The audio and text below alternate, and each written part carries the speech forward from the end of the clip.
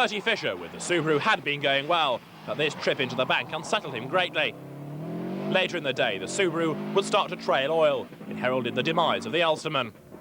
It was a shame because he had been in 4th place and going well. It elevated both Finlay and Dieter Depping up into 3rd and 4th places respectively.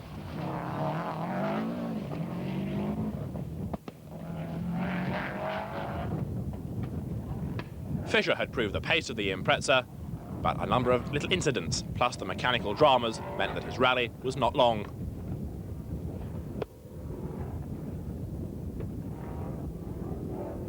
It took the pressure off the Fords, but in Formula 2, David Llewellyn was still doing his best to catch up with the Nissans. The dramas for Makinen had certainly helped him, but Llewellyn, having had a brake problem on the opening day, then lost the intercom on day 2. It was certainly being a very fraught rally for David Llewellyn and co-driver Ian Grindrod.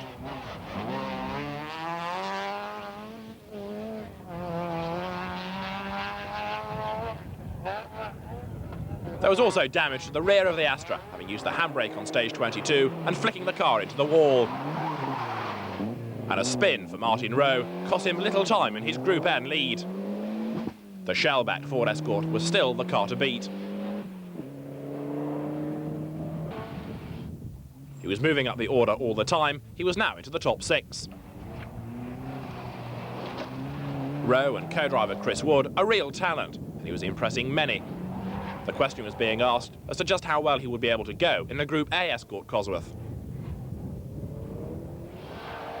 Gwyndaf Evans was still pressing on with the 6-speed Ford Escort RS 2000 in Formula 2.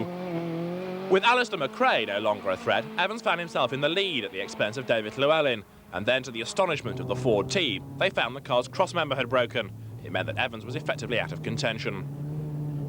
Scott Bradshaw and Anthony Cashin round a right-hander to find cars parked in the middle of the road. Peter Christian and Peter Biggs in their Ford Sapphire Cosworth had had a big roll.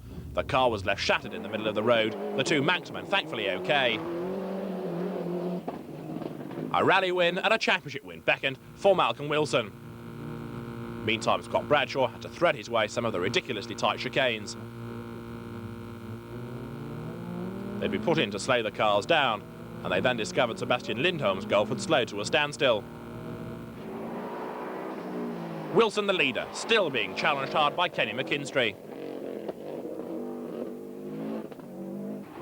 The Subaru legacy up into touch once more. Stephen Finlay was throwing his Escort around his first ever Manx rally. He was up into 3rd place, looking for a good top 3 finish. Bradshaw and Cashin continued. The two Manx drivers were becoming increasingly confident now as the rally wore on. They were starting to take bigger risks. This the biggest of all.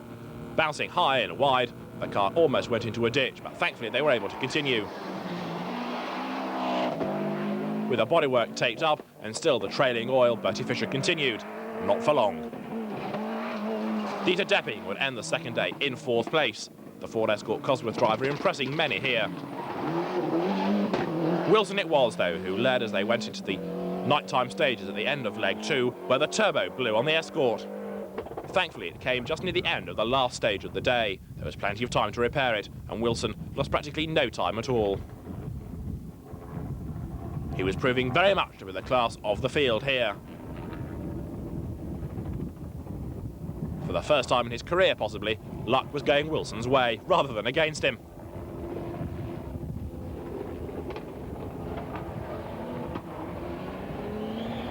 Wilson led by over a minute going into the final day. Victory looked assuredly his.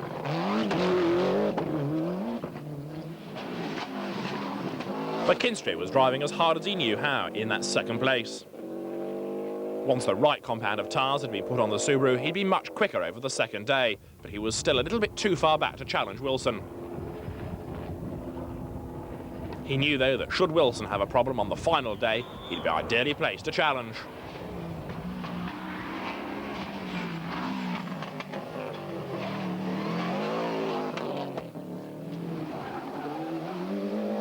Finlay was up into 3rd with the Escort. Despite a number of offs, there was no major damage done to the Escort, and a 3rd place looked highly likely for him. Indeed, Finlay has been in the top 3 on rounds of the British Championship so regularly in 1994 that it would have come as no surprise. He was driving well on his first ever Manx rally, and under the influence of Flu, was really a star of the show.